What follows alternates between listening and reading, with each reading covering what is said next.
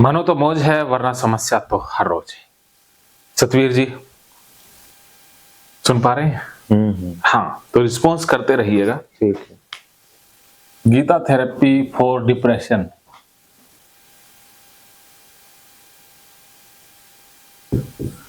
Okay, ठीक।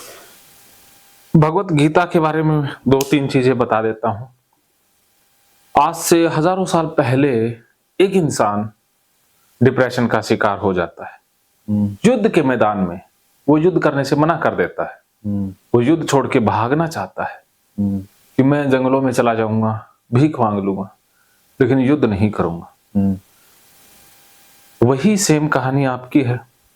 आपने भी अपना युद्ध छोड़ दिया है, अर्थात जो पढ़ाई लिखाई, जो आपका स्टडी का फील्ड है, उसको छोड़ के बैठ गए हैं। तो आपने अपना युद्ध त्याग दिया है। आप वो भी भागना चाहता था जिसका नाम अर्जुन था, और आप भी भाग रहे हैं। तो उस समय उसे कर्म का मार्ग दिखाया कि करना तुझे क्यों जरूरी है। वो कर्म का सही मार्ग दिखाने वाले कृष्ण थे, और जो उनकी बातचीत थी वो गीता है। बस यही है।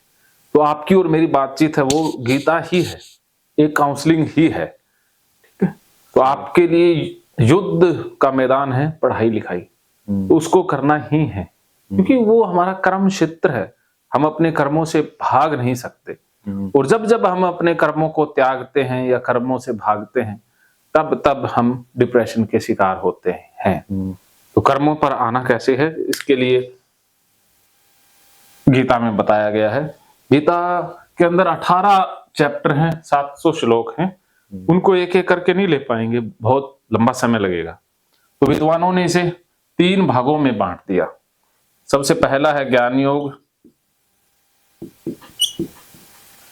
लेकिन आपके लिए ज्ञान योग नहीं रहा, वो रोग बन गया है। हमारे लिए जो रोग है वो हमारा ज्ञान है। कहीं ना कहीं से कोई ना कोई विचार, कोई ना कोई बातें सुन लेते हैं, वो कहीं ना कहीं हमारे दिमाग में बैठ जाती हैं और वो रोग बन जाती है। तो उस रोग को हटाना, फिर हमारा जो ज्ञान है वो योग बनेगा। उसके बाद कर्म रोग। कर्म योग नहीं है, हमारे लिए कर्म रोग है। वो क्यों? क्योंकि हम जो कर रहे हैं, हम घर में बैठ गए हैं, सोशल नहीं हो पा रहे हैं, कुछ भी नयापन नहीं है, क्रिएटिविटी जीरो हो गई है। तो ये जो कर्म है ये तो रोग ही है ना, ये योग तो नहीं है। योग तो वो है जब आप पढ़ाई लिखाई कर रहे हैं, पढ़ने में आपको आनंद आ रहा है, आप अपने सोच रहे हैं कि समाज में मैं कितने लोगों को ठीक करूंगा, क्या क्या करूंगा, कैसा हॉस्पिटल बनाऊंगा या जॉब करूंगा, या वो प्लानिंग होती है, वो उसके रिलेटेड कर्म करेंगे तो वो कर्म योग है। लेकिन हमारा जो कर्म है वो रोग बन गया है। और अगला है भक्ति रोग। भक्ति क्या है कि आप अपने किसी इष्ट देव या जो आपका है, जिसमें आप आस्था रखते हैं, बिलीव रखते हैं, उसका ध्यान करते हैं, तो वो भक्ति है। लेकिन आपके ध्यान में तो उदासी है, नेगेटिविटी है, तो हम तो भक्ति डिप्रेशन की कर रहे हैं ना। तो अब इस भक्ति रोग को योग में बदलना है सबसे पहले, फिर इसको, फिर इसको। तो इसको योग में बदलने के लिए 3 स्टेप हैं। सबसे पहला है समर्पण, और नंबर 2 पर है स्वीकार, और नंबर 3 पर आएगा लॉ ऑफ यूनिवर्स, प्रकृति के नियम। इनको एक एक करके समझना है। यहां तक क्लियर? क्या समझ में आया, एक बार बता दें। ज्ञान योग। हाँ, और आपके लिए जो, जैसे महाभारत का युद्ध, वो युद्ध हमारे मन में चलता है। हम भी तो लड़ ही रहे हैं ना, अपने आप से लड़ रहे हैं, अपने विचारों से लड़ रहे हैं। युद्ध तो चल ही रहे हैं ना 24 घंटे। वो युद्ध तो 18 दिन में समाप्त हो गया था, लेकिन इसमें जो युद्ध चलता है वो 18 सालों में भी समाप्त नहीं होता, दिन रात लगातार चलता रहता है। तो इस युद्ध को जीतना है तो हमें कृष्ण और गीता दोनों की जरूरत रहेगी।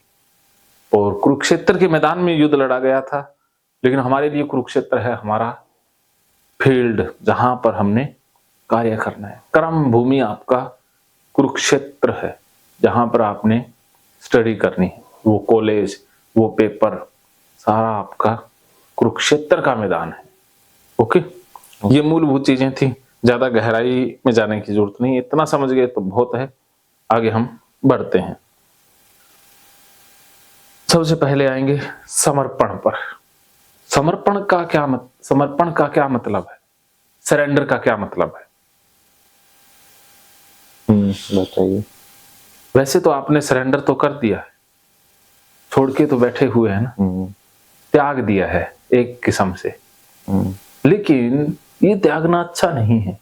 हमने अब अपना दिमाग नहीं लगाना है। सरेंडर का मतलब है कि हमने बहुत दिमाग लगा दिया कि मैं ये करूंगा, ये नहीं करूंगा, ये मुझसे होता है, ये मुझसे नहीं हो पाता है, मेरा इसमें इंटरेस्ट नहीं है, मेरी इसमें बिल्कुल रुचि नहीं है। अब आपको ये सारी बातें छोड़ करके ये समर्पण करना है कि जो मेरा कोई गुरु है, मेरा टीचर है, मेरा मेंटोर है, मैंने उसके ऊपर छोड़ दिया। अब वो जो कहेगा मैं करूंगा, चाहे मुझसे हो ना हो वो बाद की बात है, लेकिन मुझे करना वही है जो सामने वाला व्यक्ति, जो आपका वेल विशर है, वो कहेगा। तो आपने समर्पण मेरे प्रति करना ही है। मैं जो जो कहूंगा आपको वो करना ही होगा। ठीक है। फिर आप इस फेज से बाहर आ जाएंगे। ठीक। आपको लग रहा होगा कि ये मुश्किल है, मैं कैसे कर पाऊंगा, मुझसे तो कुछ होता ही नहीं, मैं क्या करूंगा। यही तो छोड़ना है दिमाग से कि मुझसे होगा नहीं होगा वो मुझे नहीं पता, लेकिन जो कहेंगे जितना होगा उतना कर देंगे, जितना सर कहेंगे वो करते जाएंगे। मैं करवाऊंगा अपने आप, लेकिन दिमाग से छोड़ देना, विरोध नहीं करना। अंदर जो विरोध होता है ना, ना ना ना ये नहीं करेंगे, वो नहीं करेंगे, इसका रिजल्ट क्या आएगा, पहले सोच लेते हैं ना, इससे क्या होगा, इससे पता नहीं फर्क पड़ेगा कि नहीं। वो बाद की बातें हैं ना, जो फ्यूचर की सोच है उसको जीरो कर देना है कि होगा कुछ नहीं होगा वो मुझे पता नहीं। अज्ञानी बन जाना है पूरी तरह से। ठीक है। क्योंकि आपके पास जो जो सूचनाएं हैं, जो जो आपके पास ज्ञान है, वो ज्ञान आपको समस्या में डाल रहा है ना। वो ज्ञान हमें ठीक नहीं कर रहा है, क्योंकि आपने कितने साल, 2-3 साल हो गए इस फेज से, तो इस फेज में 2-3 साल से आपने अपना दिमाग खूब लगाया है कि नहीं हो पाएगा, अब ये हो नहीं पाएगा। ये सुझाव आपने बहुत बार अपने आप को दिया है कि नहीं हो पा रहा, नहीं हो पा रहा, करने की कोशिश करते हैं, फिर नहीं रिजल्ट आता तो आप छोड़ देते हैं कि देखो नहीं हो पा रहा है। अब इस लेवल को हटाना है कि नहीं हो पाएगा। आपने कहना कि होगा नहीं होगा, मैं दोनों ही नहीं जानता। होगा ये कहना भी अभी नहीं है, नहीं होगा ये भी छोड़ देना। अब कहना कि अब मुझे नहीं पता क्या होगा क्या नहीं होगा, अब तो जो सर कह रहे हैं ना वो मैं कर दूंगा, बस जितना हो पाए उतना सही। ठीक है। ठीक है, और 100% आप बाहर निकल जाओ। मैं वादा करता हूं कि आपका डिप्रेशन कुछ ही घंटों का मेहमान है। आप अभी अपनी अवस्था को ना नोट कर लें, जो जो विचार अभी हैं, अभी आपके मन में जो जो भाव हैं, वो भाव बदल जाएंगे, क्योंकि टेम्परेरी है ना, सारी चीजें बदलती रहती हैं, वो बदल जाएंगे, एकदम आप दोबारा मोड़ पर आ जाओगे। तो यही छोड़ देना कि मेरे प्रति समर्पण जो आपको बता रहा है कि हम किसी को, अब देखो जिंदगी में मुश्किलें सबके जीवन में आती हैं, लेकिन कई बार क्या होता है कि किसी इंसान के ऊपर हम छोड़ देते हैं कि अब तो आप ही राह दिखाइए। मार्गदर्शक हम बनाते हैं ना, किसी को भी उसके कहे अनुसार चलते हैं। जैसे कोई कोई भी घटना घटती है तो हम किसी न किसी से सलाह लेते हैं, वो जो बताता है हम वही करते हैं। तो यही अब आपने करना है कि आप इस लाइफ के मोड़ पर आ गए हैं, अब आपने मेरे प्रति छोड़ देना है। ओके, मैं इसको अभी सरसरी वो कहते हैं ना, सरफेस से बता रहा हूं, क्योंकि आपके लिए सुनना बहुत मुश्किल है। अभी भी मन एकदम से फुल हुआ या अभी खाली है? क्या फुल हुआ? मन ऐसे सुनने के मूड में है? सुनने के मूड में है? कोई उदासी या बोरिंग लग रहा हो? नहीं। ठीक है, वेरी गुड। तो समर्पण इतना समझ गए ना कि मुझे अपना दिमाग अब लगाना नहीं है। तो इससे संबंधित एक मैं कहानी सुनाता होता हूं, वो मैं आपको सुना देता हूं, फिर हम आगे बढ़ेंगे। एक बार एक इंसान भगवान को बहुत गालियां दिया करता था। एक दिन भगवान उसके सामने प्रकट होते हैं और कहते हैं कि अरे बंदे, तुम मुझे बहुत गालियां देते हो, बताओ तुम्हारी समस्या क्या है। तब वो आदमी कहता है, भगवान आप सबकी मदद करते हो, मेरी मदद नहीं करते हो।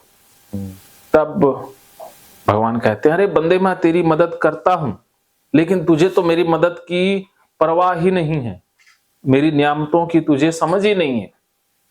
जब भगवान ने ये बात कही तो वो आदमी रोने लग गया, कहता नहीं नहीं नहीं, आप मेरी मदद नहीं करते हो। तब भगवान को उसके ऊपर दया आ जाती है और भगवान उसे कहते हैं कि मैं तेरी एक सबसे बड़ी मदद कर दूंगा, एक बार के लिए, एक बार के लिए मैं तेरी सबसे बड़ी मदद करूंगा। चाहे तू आज मदद ले ले, चाहे बाद में, चाहे तू मुझसे कुछ गाड़ी बंगला दौलत शोहरत ले ले, चाहे मुझसे एक बार के लिए अपनी मृत्यु को टलवा लेना, एक बार में मैं तेरी मदद करूंगा ही करूंगा। समझ गए? तो वो आदमी सोचने लग गया, जैसे आप बहुत सोचते हैं, फ्यूचर के बारे में सोचते हैं, लेकिन वो कंक्लूजन नेगेटिव निकालते हैं। आपके मन में चलता बहुत कुछ है, लेकिन उनका जो कंक्लूजन या सार निकलता है वो नेगेटिव निकलता है। या आपका जो सोचने का अंत है ना, वो नेगेटिविटी पर जाकर के समाप्त होता है। पॉजिटिव सॉल्यूशन नहीं निकलता है, अंदर से सॉल्यूशन आएगा वो नेगेटिव ही आता है, पॉजिटिव नहीं आ पाता है। तो ऐसे ही वो आदमी सोचने लगा कि आज अगर भगवान से मदद ले ली, गाड़ी बंगला दौलत मांग ली, और कल को कहीं मृत्यु आ गई तो सब कुछ यहीं का यहीं रह जाएगा ना। क्यों ना भगवान से तब मदद ले लें जब मृत्यु सामने हो, कम से कम जीने का एक और मौका मिल जाएगा। कहता है इससे तो अपने पास सब कुछ है, कम से कम एक जन्म तो और मिलेगा, बात को टाल, हाँ मृत्यु को तो टाल लेंगे एक बार के लिए। तो वो आदमी कहता है, अरे भगवान मैं आज तो नहीं मदद लूंगा, जब जरूरत होगी तो बुला लूंगा। शाना था ना वो। तो अब भगवान कहते हैं ठीक है जी, जब तेरी मर्जी हो तब बुला लेना, मैंने तो वादा किया है एक बार तो मदद करनी ही करनी है। इतना कह करके भगवान भी चले जाते हैं और वो आदमी भी चला जाता है। अब इन बातों को 10 से 15 साल बीतते हैं कि वो आदमी जंगल में से जा रहा होता है। गर्मियों के दिन थे, जंगल में उसकी गाड़ी खराब हो जाती है, पानी उसके पास है नहीं। वो इधर उधर देखता है तो उसे जंगल में एक कुआं दिखाई दे जाता है।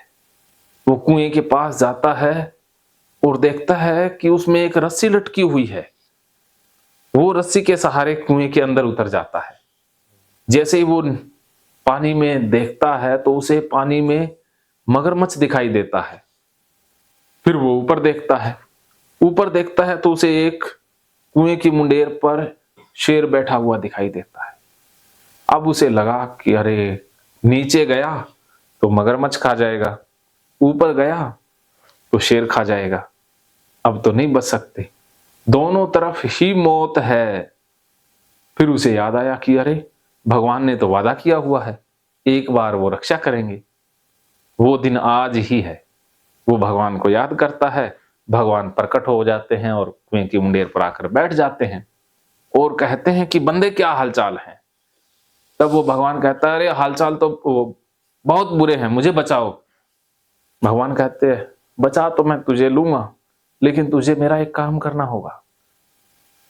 वो आदमी कहता है, बताइए भगवान, जल्दी बताइए मुझे क्या करना है।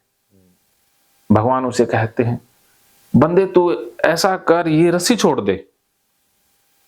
वो आदमी कहता, अरे भगवान रस्सी छोड़ दूंगा तो मुझे ये मगरमच्छ खा जाएगा। भगवान कहते, फिर रस्सी पकड़ कर ऊपर आ जा। वो कहता, रस्सी पकड़ कर ऊपर आऊंगा तो शेर खा जाएगा। भगवान कहते, फिर रस्सी छोड़ दे। वो कहता, छोड़ते ही तो मुझे मगरमच्छ खा जाएगा। भगवान कहते, आ जा ऊपर। कहते, ऊपर आऊंगा तो शेर खा जाएगा। भगवान कहते, रस्सी छोड़ दे। वो कहता, नहीं छोड़ सकता। कहते, फिर ऊपर आ जा। कहते, नहीं आ सकता। आखिर में भगवान कहते, अरे बंदे, जब तक तू मेरे ऊपर छोड़ेगा ही नहीं तब तक मैं तेरी रक्षा कैसे करूंगा। बताइए वो आदमी क्या गलती कर रहा था। अपना काम खुद करना चाहिए। उससे बेसिक मिस्टेक क्या हो रही थी? मुझे भी नहीं समझ में। हाँ, दोबारा समझाओ, शुरू से समझाते हैं। एक बार एक आदमी था, वो भगवान को बहुत गालियां दिया करता था, समझ गया, मैं कहानी समझ गया। लेकिन वो आदमी गलती क्या कर रहा था कि भगवान उसकी मदद नहीं कर रहे थे। तो भगवान पे कोई काम नहीं। हाँ, ये कि वो भगवान की बात ही नहीं मान रहा था।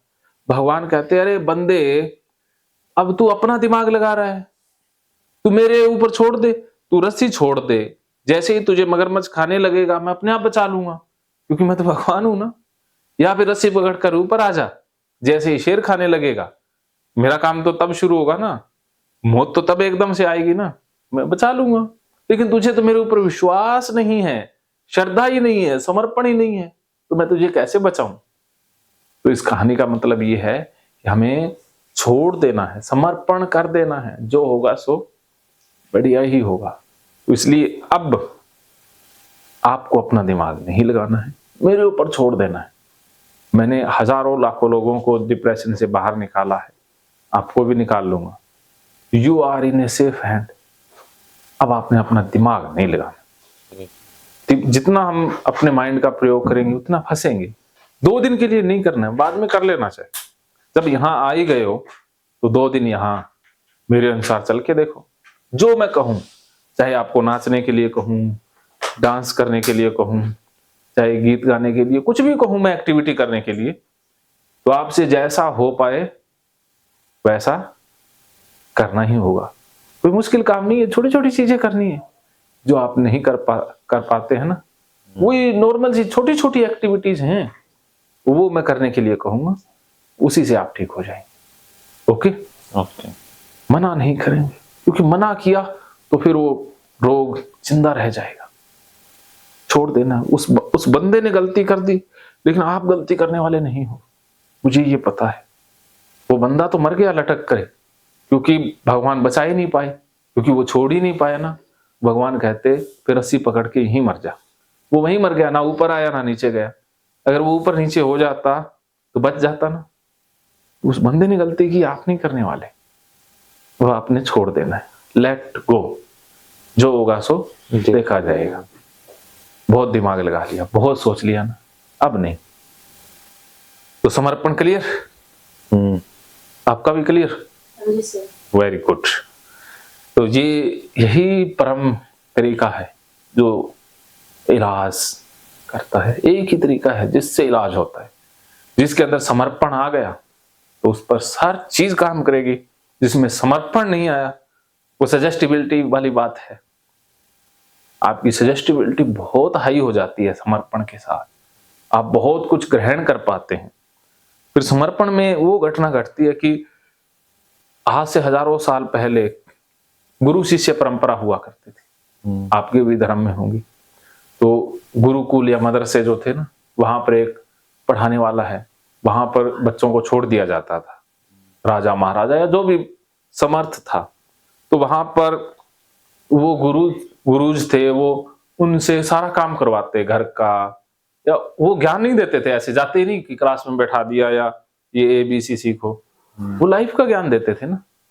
वो ये लिपि का भी ज्ञान होता था उसमें, लेकिन वो जो गूढ़ रहस्य या जो ब्रह्म ज्ञान, जो जिसे कह लें कि तालीम, जो सच्ची तालीम है, वो उसी शिष्य को देते थे जिसके अंदर शिष्यत्व आ गया, अर्थात समर्पण आ गया, जो गुरु की हर आज्ञा का पालन करता था, तो उसको वो ज्ञान मिलता था। जैसे गुरु ने कह दिया, एक बार वो घटना है ना कि एक गुरुकुल में शिष्य था, बारिश बहुत ज्यादा हुई तो गुरु का कोई खेत था, तो उसमें उन्होंने कहा भी खेत देख के आओ, मेड़ टूट ना जाए, पानी चला जाएगा। तो वो शिष्य जाता है और देखता है कि मेड़ टूटी हुई है, और मतलब मेड़ मतलब वो बांध, पानी जा रहा है, तो वो वहीं बैठ जाता है उस बांध में, पानी ना निकल पाए ना, तो वो रात भर बैठा रहा। सुबह तक वो बीमार हो गया पूरी तरह से। सुबह गुरु जाते हैं, देखते हैं वो वैसे ही बैठा हुआ है। फिर गुरु उसे निकालते हैं और उसको ज्ञान देते हैं, क्योंकि उसके अंदर वो समर्पण आ गया ना, उसके अंदर वो गुरु के प्रति श्रद्धा, सम्मान, प्रेम आ गया ना।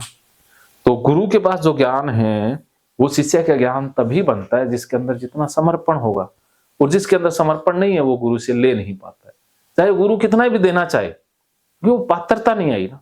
इसीलिए आपने अब दिमाग नहीं लगाना, छोड़ देना अपने आप को, हर काम के लिए रेडी हो जाना है। ठीक ओके है। ओके। हाँ, तो ये टॉपिक क्लियर। अब स्वीकार की बात करते हैं।